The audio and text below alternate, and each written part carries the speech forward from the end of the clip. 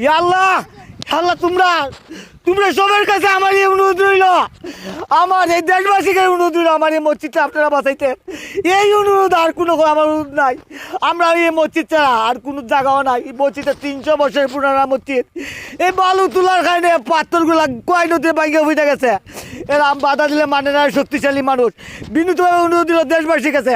এই পর্যন্ত বালু তুললে আমরা পাথর যে ফালাইছিল, বলক চলক ফালাইছিল, তার সব দাঁত এলামাইলিছে। এরা বাধা দিলে বাধা মানে না। আপনার সহজীবী না দেখেন, এই মসজিদটা আমরা দেশবাসীর কাছে দাবি রইল, আমার এই মসজিদটা আমরা বাঁচাই না। আপনার দেশবাসীর কাছে দাবি রইল, আমার এই মসজিদটা বাঁচানোর জন্য সবার কাছে বিনীতভাবে অনুরোধ রইল, প্রশাসনের কাছে অনুরোধ রইল, এই বালু তোলার অন্ত বদ্ধ করান এবং আমরা এই এলাকাবাসী বাঁচাই। এখানের মধ্যে অনেক বড় ডর আছিল, এটার নাম হইল আনোয়ার ডর, সেনের ডর। এটার মধ্যে অনেক জিনিসগুলো আছে, অনেক গভীরতা আছে, এরপরও বালু তুলতেছে তারা। আমরা বাধা দিল, সে বাধারা মানতেছে না। না মানাতে আমরা অনেক ক্ষতিগ্রস্ত আছি। আমরা গরিব মানুষ, আমরা মসজিদ কান আল্লাহ রাস্তে আপনারা দয়া করে এবছরতে বাঁচাইতা, ওইটা আল্লাহ তোমরা কাছে আমরা অনুরোধ।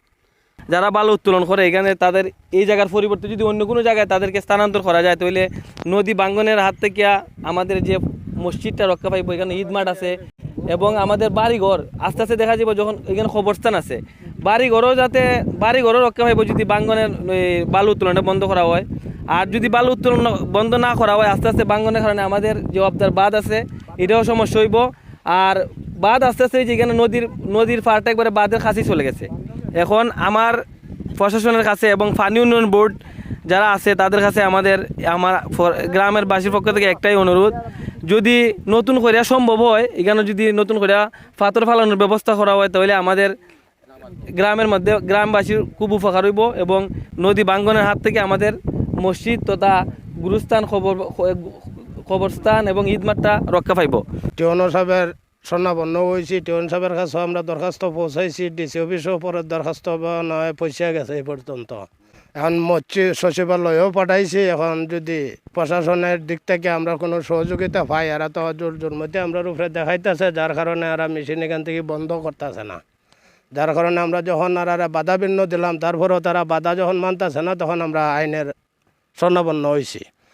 কারণ এর মধ্যে যারা আছে, আমরা গাঁও ঘর কীভাবে বাঁচবো না বাঁচবো এটা প্রশাসনে দেখুন যাতে করে গিয়ে আপ্যায়ন আমরা রাখছি।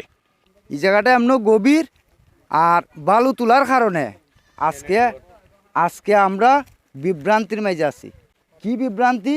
মসজিদটা একবারে নদীর খাঁচায় পড়ছে। বিশ্বাস না হলে আপনারা প্রশাসন থেকে আপনারা হয়তো অডিট করতে পারেন। আমাদের কথা যদি বিশ্বাস না হয়, কারণ আজকে শুক্রবারের দিন আমরা নামাজ পড়ছি, মসজিদও আমরা কষ্ট লাগে, এটা আমাদের বাপদাদায় এই মসজিদটা গড়িয়া গেছেন। এই মসজিদটার প্রতি আমি সবার কাছে দৃষ্টি আকর্ষণ করি যে মসজিদ আল্লাহর ঘর। মসজিদটার মাঝে নামাজ পড়ে সবাই, ছোটো বড়ো সবাই সিজদা করে আল্লাহর ঘর মনে করিয়া, খাবা ঘর মনে করিয়া। তা আমরা ওইটিও কইমু, যারা বালু তুলে তাদেরকে আমরা বাধা দিচ্ছি, তারা বাধাটা মানে না, কারণ এরা একটু শক্তিশালী। আমি এই মসজিদের খতিব দীর্ঘদিন ধরে।